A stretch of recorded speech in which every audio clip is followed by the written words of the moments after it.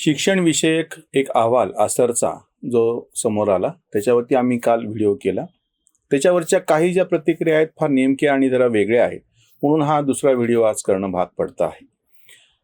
शिक्षण सरकारने द्यावं, सरकारने शिक्षण फुकट द्यावं, दीनदलित दुबळ्यांना, गरिबांना, वंचितांना शिक्षण मिळावं, हे सगळेजण मांडणी करत आलेले आणि हे सगळी कामं सरकारने करावीत असं एक सर्वतोपटपणे सूर असतो. एक म्हणजे हा जो आक्षेप आहे की सरकारने काढलं तर करणार कोण, सरकारने केलं पाहिजे, सरकारने दिलं पाहिजे, हा सगळा जो म्हणजे विचार समोर आलेला आहे तो नेहरूच्या काळातला समाजवादी व्यवस्थेतला काळ आहे की सगळं काही सरकारच्या गळ्यात टाकायचं आणि आपण मोकळं व्हायचं. सरकारशाही नावाची काहीतरी एखादी गोष्ट बलिष्ठ करायची प्रत्येक क्षेत्रामध्ये आहे, हा शिक्षणात आहे असं नाही. त्याच्यामुळं हा आता ह्या शिक्षण विषयक आसरचा अहवाल आला म्हणून आपण बोलतो आहोत, हा एक भाग झाला, पण हे सगळीकडेच लागू आहे.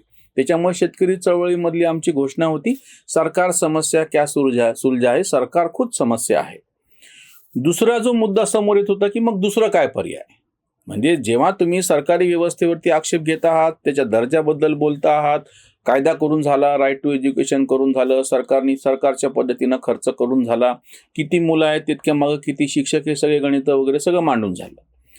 जर हे होत नसेल तर दुसरं काय, असे दोन मुद्दे प्रामुख्याने कालच्या व्हिडिओवरती समोर आलेले होते, म्हणून मी हा मुद्दा आवर्जून दुसरा व्हिडिओ आम्ही करतो. पहिली गोष्ट म्हणजे सरकारने करावं का, तर सरकारने करू नये हे स्पष्टपणे मी समोर ठेवतो. उलट सरकारने प्राथमिक शिक्षणाची जबाबदारी घेऊन त्याच्या संदर्भातल्या ज्या काही तुम्हाला वस्तू पुरवायच्या आहेत, पुस्तकं पुरवायची आहेत, किंवा त्याहीपेक्षा खरं तर एज्युकेशन वाउचरचा जो मुद्दा होता हेरम कुलकर्णी यांनी मांडलेला, तोच आम्ही पुढे रेटला होता. इथे आम्ही परत ते सांगू इच्छितो. जसं तुम्ही गॅससाठी सबसिडी दिली होती आणि ती सबसिडी मग प्रत्यक्ष त्या लोकांच्या खात्यामध्ये जमा करायला सुरुवात केली. आता गॅसचं सिलेंडर त्याच्या त्या भावामध्येच तुम्हाला उपलब्ध होतं, त्याच्यामुळे त्याचा काळा बाजार जवळपास संपून गेला. सिलेंडर तातडीनं उपलब्ध व्हायला लागलं, सुलभता त्याच्यामध्ये सगळ्यामध्ये आली, नंबर बुक केल्या ताबडतोब सिलेंडर तुमच्याकडे हजर होतं, अशी सध्या तरी परिस्थिती आहे. अपवाद म्हणून काही ठिकाणी अजूनही अडचणी असतील, ती गोष्ट वेगळी. म्हणजे एज्युकेशन वाउचर जर तुम्ही दिलं तर त्या पालकांकडे ज्याचे मुलं शाळा योग्य आहेत त्या वयाच्या पालकांकडे त्यांनी मागणी केल्याच्या नंतर 2 मधला फरक लक्षात घ्या. आता असं होतंय की सरदोपट तुम्ही सगळ्या मुलांना फुकट पुस्तकं द्यायला लागला, सरदोपट सगळ्या मुलांना फीस कमी करून टाकलेली आहे, दुपारचं जेवण दिलेलं, ह्या गोष्टीची गरज नाहीये. पहिला मुद्दा हे लक्षात घ्या की ज्यांनी मागणी केलेली आहे त्याला द्यायचं आहे, ही संकल्पना समोर येऊ द्या.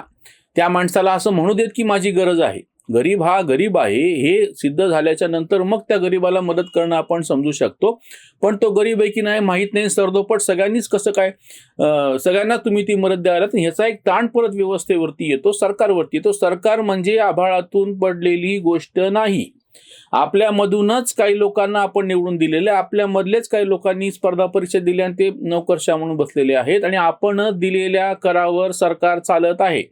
सरकार ही आभाळातून पडलेली गोष्ट नाही. जेव्हा तुम्ही सरकारच्या गळ्यात जाऊन पडता याचा अर्थ असा होतो की पुन्हा आपणच आपल्याला तो त्रास देऊन घेतो आहोत. त्याच्यामुळे पहिली गोष्ट म्हणजे जे गरीब आहे तुम्ही असं म्हणता त्याचे काहीतरी निकष ठरवून ते त्या पद्धतीने मांडा. सगळ्यांना अन्न देत असताना अन्न त्यानं मागितलंय की नाही, सगळ्यांना शाळेतली पुस्तकं फुकट त्यानं मागितलीत की नाही सांगा ना. तुम्ही सरदोपट सगळ्यांना द्यायला, म्हणून एज्युकेशन वाउचरचा मुद्दा येतो की एकूण ह्या सगळ्या खर्चाच्या बाबतीमधले जी रक्कम असेल ती रक्कमचे एज्युकेशन वाउचर त्या पालकाला मागितल्याच्या नंतर ऑन डिमांड देण्यात यावं.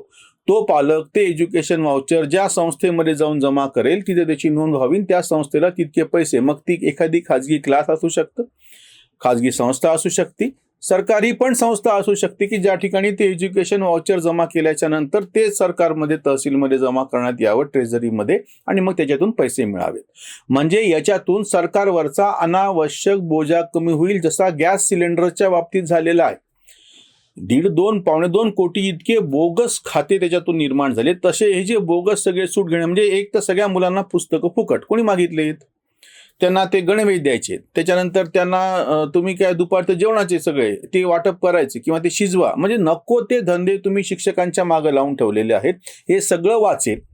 त्याच्यामुळे सगळ्यात स्पष्टपणे हे सगळं बंद करून जे गरजू असतील, ज्यांनी तशी मागणी केलेली असेल त्यांची नोंद करण्यात यावी, त्या पालकांचं उत्पन्न आणि जे सगळे स्वयंस्फूर्तपणे म्हणतील की आम्ही याच्यात नाही ते बाजूला यावेत, जे असे आहेत त्यांना ते एज्युकेशन व्हाउचर देण्यात यावेत, ते ज्या संस्थेमध्ये जमा करतील त्या संस्थेकडून, किंवा तुम्ही सरळ सरळ तितके पैसे त्याच्या खात्यात जमा करा. याला दुसरा काहीच पर्याय नाही. डायरेक्ट बेनिफिट ट्रान्सफर DBT, त्या लाभार्थीच्या खात्यात पैसे गेल्याच्या नंतर काय करावं त्याच्यावरती सोपवा. समाज काहीच करणार नाही असं समजू नका. एक दुसरा जो मुद्दा आता समोर येतो की मग काय पर्याय, कसं काय उभं राहू शकेल. आता सुद्धा गोष्ट अशी आहे की 200 वर्षापूर्वी इंग्रजांमुळं आमच्याकडची काय निरक्षरता वाढली असा अहवाल आहे, आणि ह्याला महात्मा गांधींनी उपस्थित केलेला मुद्दा आहे. गावोगाव तोडकी मोडकी शिक्षणाची व्यवस्था होती. शिक्षणाची म्हणजे धार्मिक शिक्षणाची म्हणत नाही.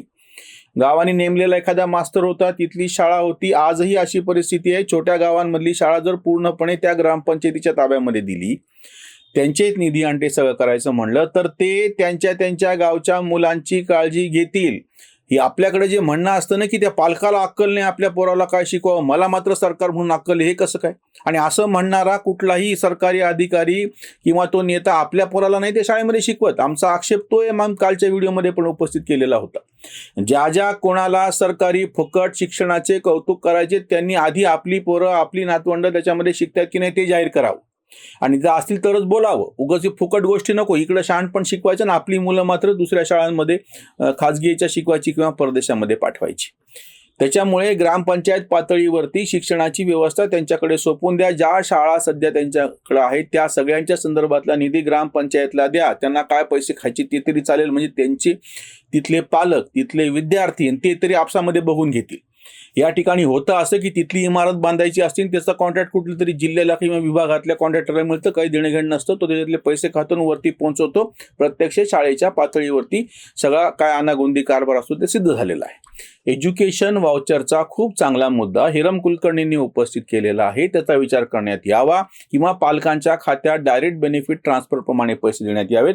आणि ही शिक्षण व्यवस्था काही शाळा सरकारला पूर्णपणे बंद करता येणं सोडून नसेल तर हळूहळू करत, म्हणजे ज्या शाळा पूर्णपणे चालतात त्या चालू ठेवाव्यात, जिथली संख्या कमी त्या सरळ बंद कराव्यात. हे सगळे नखरे बंद करा की विद्यार्थ्यांना चालत जावं लागतं, विद्यार्थी राहतील तिथं. प्राथमिक शिक्षणाची सोय फार तर 4थी पर्यंतच्या शिक्षणाची सगळीकडे सर्वत्र फुकट करायची असेल तर करा, जसं प्राथमिक आरोग्य, प्राथमिक शिक्षण, बाकीच्या प्राथमिक गोष्टींसारखं. पण 5वी पासूनचं पुढचं सगळं शिक्षण हे काही मोजक्या शाळा सरकारच्या असतील तिथे सगळीकडे असतील असं नाही. एक शिक्षकी शाळा बंद करा, गावगावच्या शाळा त्या त्याच्यावरती सोपून द्या ग्रामपंचायतवरती. हा सगळ्यात महत्त्वाचा निर्णय. इतके प्रयोग केल्याच्या नंतर शिक्षणाचा दर्जा सुधारत नसेल तर परत त्या गळक्या भांड्यामध्ये पाणी भरण्यात मतलब नाही. ते भांडं दुरुस्त होणं नाही, ते भांडं पूर्णपणे काढून टाकणे किंवा त्या भांड्यात पाणी बंद टाकणे एवढाच पर्याय आहे. दुसरा मुद्दा जो उपस्थित होतो की हा पर्याय कसा काय प्रत्यक्षामध्ये येऊ शकेल. आज इतर व्यवस्था सरकारच्या शिवायच्या कशा चालतात. गावोगावचे जुने मंदिरं म्हणत नाही मी, नवीन कॉलन्यांमध्ये तयार झालेल्या रिकाम्या जागेवरती मंदिर उभं राहतं. तुम्ही इकडे किती टीका करा, पण त्या मंदिराची व्यवस्था सगळे लोक स्वयंस्फूर्तपणे देणग्या देऊनच चालवतात. सरकारी जागा जर त्यांनी हडप केली एवढा जर मुद्दा सोडला तर बाकी सरकार कुठेही मध्ये येत नाही. त्याचा फायदा भले नेते काही घेत असतील त्यांच्या प्रचारासाठी तिथं देणग्या, काही मुद्दा असो, सरकारवरती सरळ ही व्यवस्था अवलंबून नाही, म्हणून ती व्यवस्था नीट टिकून आहे. आणि सरकारवरती अवलंबून असलेले जे समाज मंदिरं बांधलेले असतात त्यांचा उकिरडा होतो, तिथं डोकरं फिरतात, काय बाकी सांगायची गरज नाही. त्याचे कोणी खिडक्या काढून नेतं, कोणी दरवाजा काढून नेतं, ती व्यवस्था कोसळते. असं मंदिरांच्या बाबतीमध्ये होत नाही. ज्या डाव्यांनी ही टीका केलेली होती की मंदिरे धन साठवण्याची गोष्ट आहे, मग आत्ताची जी मंदिरं उभं राहील त्यांच्या ठिकाणी का चोऱ्या होत नाहीत. त्या ठिकाणची व्यवस्था लोकांना गरजेची वाटते, म्हणून आता बहुतांश छोट्या शहरांमध्ये सुद्धा जे कम्युनिटी सेंटर्स म्हणतो ते नुसते सेंटर्स चालत नाही, त्याच्यापेक्षा एखादं मंदिर जर असेल तर आपोआप ती व्यवस्था चालते. मग त्या ठिकाणी सगळे कार्य होतात, त्या ठिकाणी छोटे मोठे लग्न समारंभ हे पण होतात, असे पण उत्सव होतात. त्याच्यामुळे सरकारने बाजूला व्हावं.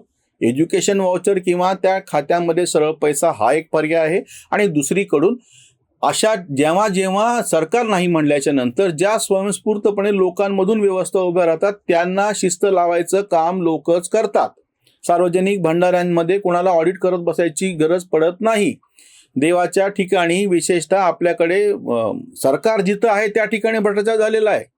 म्हणजे सरकार त्या देवस्थानावरती, पण ज्या ठिकाणी त्यांची न्यास आणि बाकीच्या गोष्टी, त्या ठिकाणी अशा पद्धतीचे गैरव्यवहार तुलनेने झालेले नाहीत, हे सरळ सिद्ध होतं. लोकांचं आहे, लोकांवरती सोपवून द्या, लोक त्याचा दर्जा निश्चित बघतील. इथेच थांबूयात. धन्यवाद. आम्ही आमच्याकडून ह्याच्यावरती चर्चा थांबवत आहोत. बाकीच्यांना ज्या प्रतिक्रिया व्यक्त करायच्या आहेत त्या क्षेत्रातले तज्ज्ञ आणि त्यांनी त्याच्या बाबतीमध्ये विचार करून सांगावा.